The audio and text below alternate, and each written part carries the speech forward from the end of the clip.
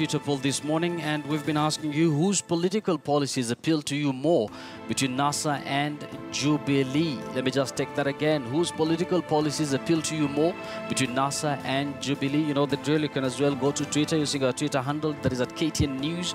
You can as well tag me in your tweet, that is at Yusuf Ibrahim. I'll sample some of your tweets before the end of this program.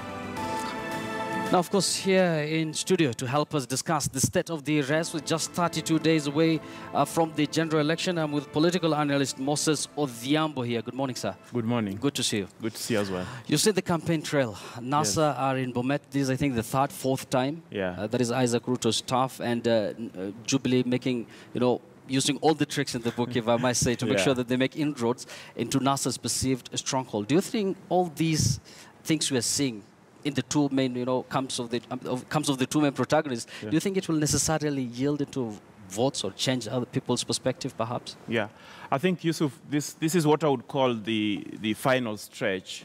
It's a month to the elections, unless the court throws out the election date because of the ballot boxing, tender row. But, both camps are trying to leave nothing to chance at this stage. You've just seen Raila going back to Bomet for the third, fourth time. Just at the back hill of, Jubilee a few days ago were there.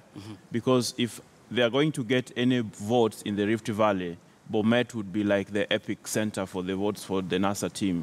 The same thing is happening to the Jubilee, to the NASA side. The Jubilee side in the Kajiado area, which is perceived to be a NASA stronghold. Yes. So basically what they're trying to do is to confirm that these, votes are in the box. They are not leaving anything to chance at this stage. And time is running out for, of course, we're just 32 days away from the election. Absolutely, Speaking about Isaac Ruto, the current Bomet governor, of course, he's facing a very stiff competition from Joyce Laboso. Of course, she's the current deputy speaker in the National Assembly.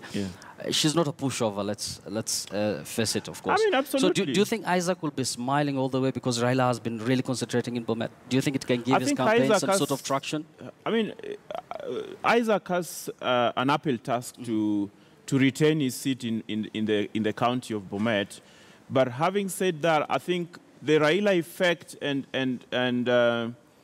his championing of sort of devolution has pulled a lot of voters towards him from Bomet and outside Bomet. So I think the Raila factor has some impact on that, but also his own, people will see that Jubilee is trying to fight devolution in some sense without, releasing enough funds. So Isaac Ruto, I think, is standing in a very nice or positive position to win the seat over Joyce Laboso. But it's not going to be a smooth sailing for him, definitely. Jubilee have not been very active in the North Rift and South Rift as well, if you compare with how NASA has been making inroads. Do you think Joyce Laboso right now might be sitting uneasy and perhaps trying to pull strings within the Jubilee Secretariat to make sure that they marshal their top leadership there? I think two things I normally say about the Rift Valley. The two Rutos, the Deputy President William Ruto and Isaac Ruto, they are strong figureheads in the Rift. So at this stage, I don't want to underestimate the power of the Deputy President in the region.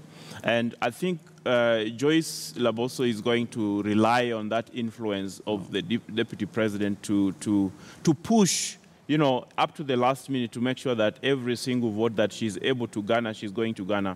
But I think you are right. I don't think she's received the support she expected from the Jubilee parties or the Secretariat. I think we've had her saying that, they wish they had the sort of, support that, other Jubilee candidates in other parts of the countries have received. Away from the South Rift politics, Moses, let's come back to Nairobi. Tomorrow is 7/7, well known as Saba Saba, a very significant day. Yes. First of all, there's a possibility we might see both NASA and Jubilee holding a prayer rally together. Yeah, I'm not quite clear on the logistics, but from what I understand, there's supposed to be... Uhuru Park. Yeah. There's a prayer meeting scheduled for tomorrow, organized by the churches around the country. And both presidential candidates, the NASA presidential candidate and the Jubilee presidential candidate have been invited. Under what terms, I'm not very clear, but it's possible that they may share the platforms. but with no speeches, you know, just being prayers. I think there should be something important, especially now that we're heading to an If it happens, it would be great for the country, you know, the two leading presidential candidates coming together to sort of front for peace in the country, basically. But I think after that, what happens after that probably would be very interesting in the sense that I think NASA's planned a rally at Kamkunji thereafter, and Jubilee, I don't think, are going home either. How significant is Saba Saba? Saba Saba, for those who probably don't understand, was the beginning of the march towards the second liberation, and lots of, you know, lives were lost. You remember the Moi regime didn't want a multi-party system. So the agitation for multi-party started with the Saba Saba rallies. I think Saba Saba was one of the days that, you know, elections were supposed to be held, and, you know, Moi refused, and people, 7th July, people decided to call, you know, Saba Saba a major turning point. It was some sort of revolutionary in the country. Exactly. And why do we get this kind of picture that NASA is owning the Saba Saba Day more than the Jubilee, their Jubilee counterpart? Well, because of what I've said, Saba Saba was associated with the opposition, you know, during the Moi time. So because NASA at this moment is in the opposition, they tend to capture the day as their own. And the principles, I mean, the people in NASA right now, you know, the Railas and the Orengos, were the godfathers of Saba Saba. So, you know, they still own it. I mean, you cannot associate William Ruto or President Uhuru Kenyatta with Saba Saba. They never, you know, ran in the streets. They were never clobbered. They never fought for the second liberation, as you'd say, you know, Paul Muites and Raila Odinga and James Orengo. And it seems they've not yet enjoyed the fruits of Saba Saba, or what do you have to say about it? I think to some extent, when the main goal was to transform the country from a single party to a multi-party. That was achieved. The fact that some of them have not been in power is a question of democracy. I mean, you do not necessarily enjoy the fruits of your labor in certain instances, but sometimes the change you bring about, we could as well be counted as your effort and your fruits as well. Moses, as much as Saba Saba was about to bring, you know, multi-party system into place, will you say, of course, the vision was to have strong political parties with some sort of ideologies. Do you think we've succeeded in that? I think we are at the infancy stage of that. The goal was to have an open space where people can associate and conglomerate along parties that they feel address their needs and are ideals that they subscribe to. Now, the problem we've had is that we've probably gone overboard and embraced democracy too far, you know, in the sense that we all want to have our own parties. We all want to have our own, you know, affiliations. Unfortunately, being a tribal country, most of these parties tend to be formed along tribal lines. They do not necessarily reflect the national figure you'd want to see a political party represent. For example, if you look at NASA, NASA is popular. I mean, it's probably present in more than 60–70% of the country. But there are some places that, you know, people do not belong to NASA. The same with Jubilee. If you look at democracies like in the West, where we have 2 or 3 strong parties, they are truly national, and sometimes they do not represent regions. They represent ideals that even, you know, people from different age brackets, people from different gender, people from different, you know, orientations subscribe to those kind of parties. But we still have that challenge of trying to embrace party politics. Moses, well explained. Before we even talk about the presidential debate, we don't even know whether we're going to have one or not. Speaking about the strategies deployed by both Jubilee and NASA, you know, we've seen whenever the president goes to, let's say, Bomet, you will automatically see NASA going the same place tomorrow. It happened in Meru. NASA started off by visiting Meru, and the next day, Uhuru went there. And tomorrow we're seeing them, perhaps they've also booked the same venue. That is Uhuru Park. Is this some kind of strategy that, you know, both main protagonists have deployed, or they're just copy-pasting these things? Or they're just trying to water down whatever the other side have I don't want to use the word copy-pasting, but it's a strategy in itself, in the sense that they don't want one party to sweep their votes. They already garnered, you know, vote. Not garnered, that's not the word to use, but like, you know, they don't want their supporters to be polluted or eroded, you know, in terms of what they told them. If NASA is in Bomet today, obviously they are going to say a lot of things. They don't want those messages to be diluted by when Jubilee comes in. So the best thing to do is to make sure that you go back and reinforce the messages. And the visibility is very important, where you have like strong battlegrounds.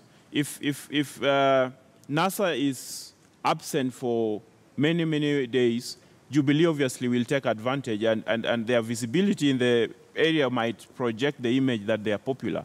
So to counteract that, I think the other party would obviously follow suit. Of course, they're just trying to be opportunistic there. Yeah. Let's come back to the elephant in the room. That is the presidential debate. We've seen a communication from the State House saying that the president is not going to participate.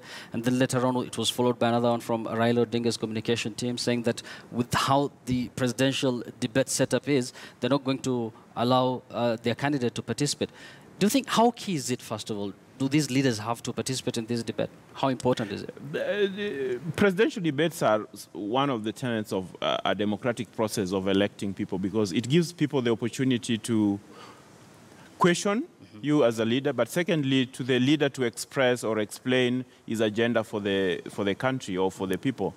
I want to believe that the debate committee, reached out to the presidential candidates, to their teams, before even they came up with the dates, because I don't think they just picked arbitrary dates to say, we'll have a presidential debate. Now, two scenarios probably are falling into place here.